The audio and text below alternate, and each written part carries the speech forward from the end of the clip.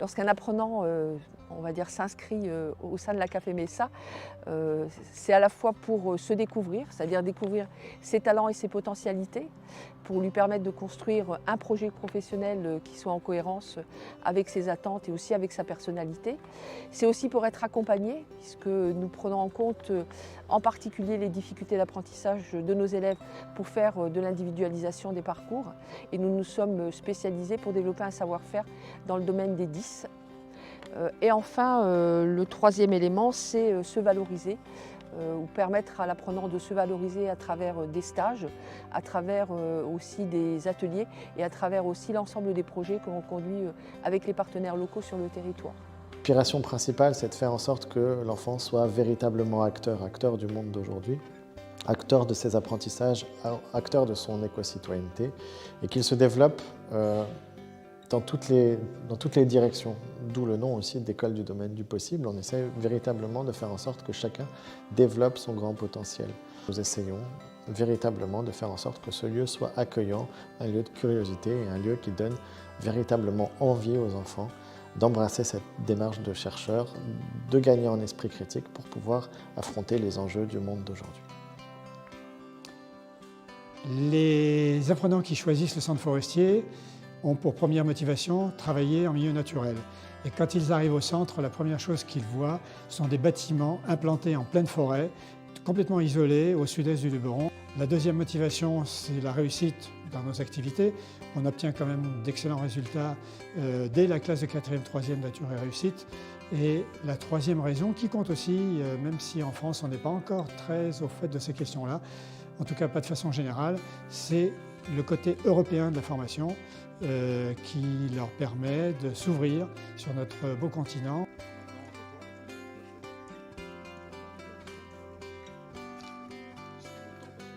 Pour que nos jeunes qui entrent en formation dans l'établissement puissent progresser et apprendre au mieux leur métier, donc on dispose d'équipements techniques tels que forcément des salles de cours pour toute la partie enseignement général, mais aussi l'enseignement professionnel. Un plateau technique qui, lui, est intégré dans le centre d'entraînement, qui est composé d'une écurie de course, donc c'est ce qu'on appelle l'écurie d'application de l'établissement, une carrière pour pouvoir faire travailler les jeunes, et on dispose de tous les équipements techniques du centre d'entraînement. C'est qui? Maxime. Ah, c'est avec la casquette. Ouais, Tronçon.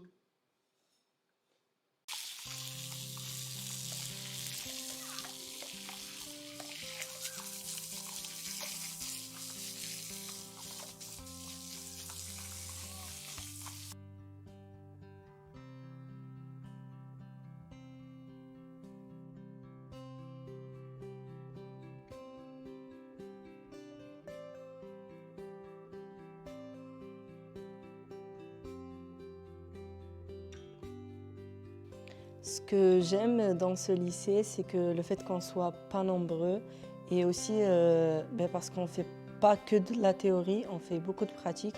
Ça, c'est un avantage pour qu'on apprenne, pour nos stages et pour notre avenir.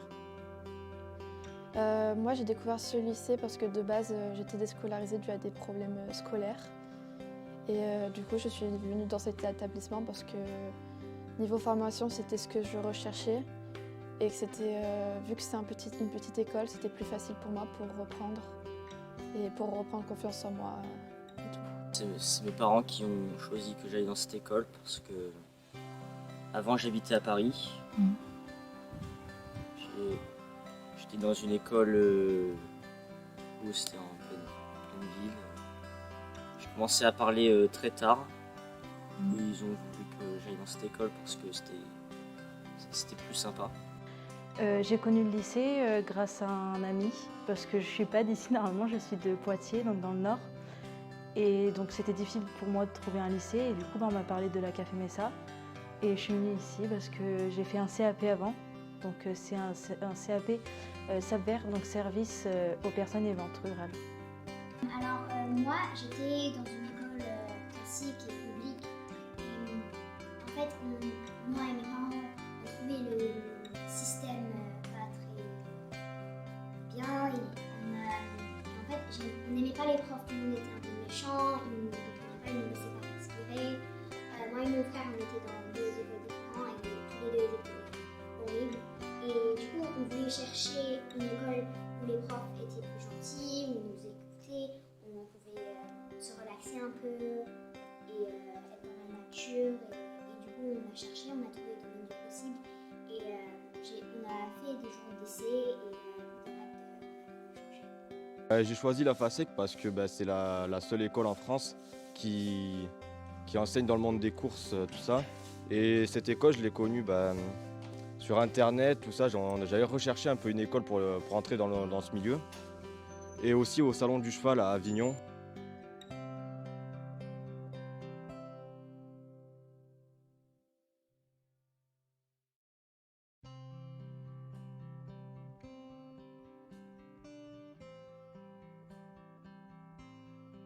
Ce qui me plaît dans les missions éducatives et surtout dans un lycée comme le nôtre, c'est l'accompagnement et de voir évoluer nos jeunes, de voir qu'ils grandissent, qu'ils mûrissent et qu'ils évoluent et qu'ils deviennent de plus en plus professionnels.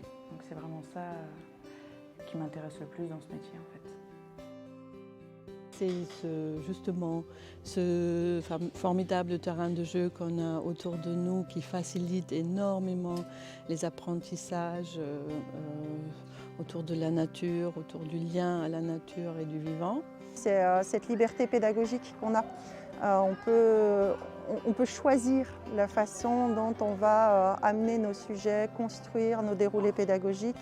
Et ça, c'est une grande richesse, une grande chance, je trouve, dans cet établissement. J'aimerais les accompagner dans leurs apprentissages, mais aussi dans leur devenir personnel, qu'ils développent de la confiance dans leurs compétences, qu'ils trouvent aussi ce qui leur plaît.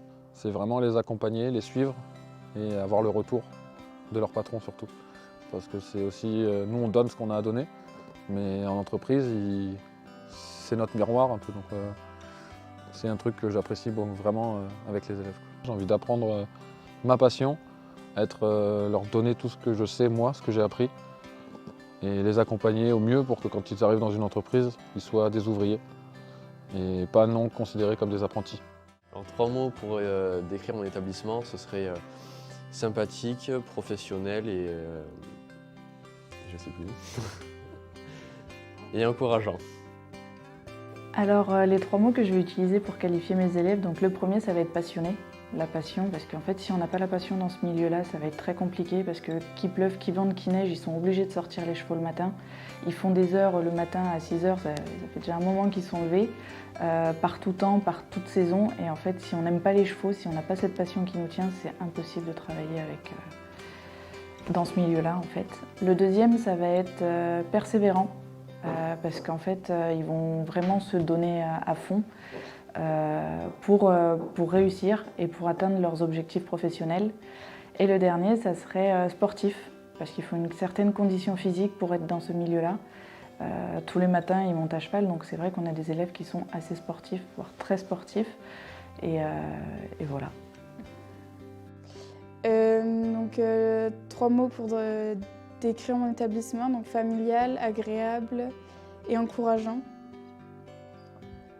Donc 3 mots pour décrire mes élèves. Donc il y a l'envie, en tout premier. Il y a la détermination et la passion. Voilà. La patience parce que dans ce lycée, les professeurs, les enseignants, ils sont très patients avec les élèves. Et ils nous donnent plus du temps individuellement vu qu'on n'est pas nombreux. 3 mots qui caractérisent nos apprenants. Le premier qui m'est venu à l'esprit, c'est empathique. Ils ont beaucoup d'empathie. Alors ils sont dans une formation, le Bac Pro SAPAT, qui se dirige vers des métiers d'aide à la personne. Donc je pense qu'au fond d'eux, ils ont cette envie d'aider l'autre, cette envie de soutenir. Et c'est quelque chose qui m'a toujours marqué dans cet établissement-là, c'est ce côté empathique qu'ils ont avec nous aussi d'ailleurs. Le deuxième point, c'est des élèves qui sont quand même souvent passionnés par leurs activités. Alors certains découvrent leur formation, mais quand même, ils sont assez vite passionnés par ce qu'ils font. Et ça, c'est chouette aussi, c'est motivant. Et enfin, le troisième mot que je mettrais pour ces élèves, qui est un peu moins, on va dire, valorisant, mais qui est tout aussi intéressant, c'est qu'ils ont un manque de confiance. Et c'est sûr que ça, c'est quelque chose sur lequel on travaille beaucoup. Et c'est aussi, ça fait partie du cœur de notre métier, je dirais, de leur redonner cette confiance. Et c'est vrai que quand ils arrivent, on entend beaucoup « je suis nulle, j'y arrive pas, de toute façon on m'a toujours dit que j'étais nulle ». Et c'est chouette quand on les retrouve en fin de circuit ou même après, quand ils reviennent et qu'ils nous disent « non mais maintenant je sais faire, j'ai confiance, je peux ». Et ça, c'est valorisant aussi pour nous. Voilà. Les 3 mots que j'utiliserais pour qualifier l'établissement, ce serait dans un premier temps l'autonomie, et je triche un peu, je dirais esprit critique. C'est véritablement ce qu'on essaie de faire émerger chez les élèves. Et donc tout le système pédagogique qu'on a construit en nous basant sur d'autres modèles qui préexistaient bien évidemment, nous amène véritablement à accompagner l'élève dans l'émergence de l'autonomie et de l'esprit critique. Et comme troisième mot pour parler de l'école, j'utiliserai le terme peut-être de coopération. On essaye un peu de repenser le monde actuel où la compétition prime. Et dès le plus jeune âge, nous essayons d'insuffler à l'aide d'échanges philosophiques, à l'aide d'activités qui mettent les uns et les autres dans des positions où ils se rendent compte qu'ils sont un maillon d'un collectif. On essaye véritablement de générer cette envie d'entendre l'autre, de comprendre l'autre et puis de travailler avec lui.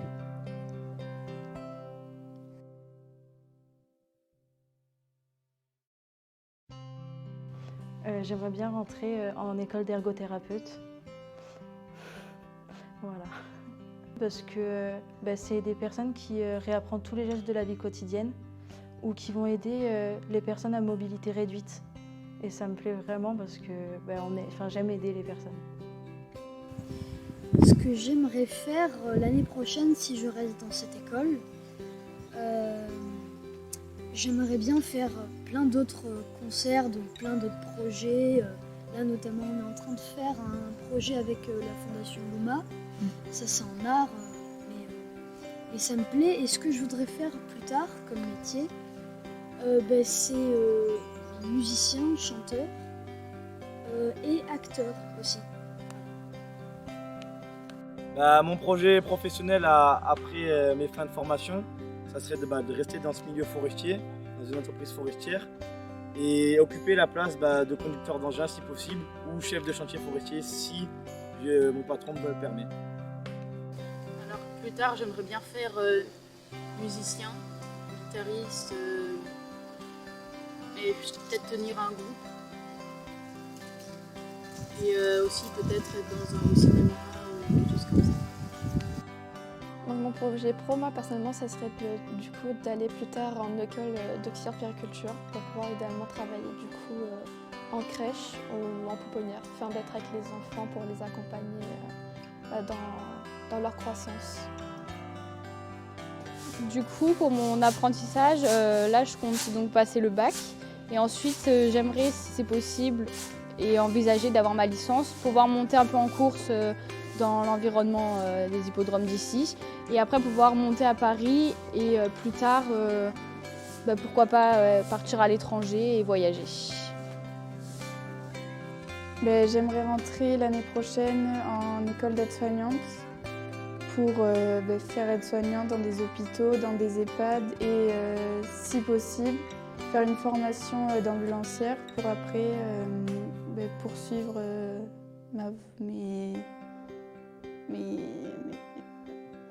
mes objectifs, oui.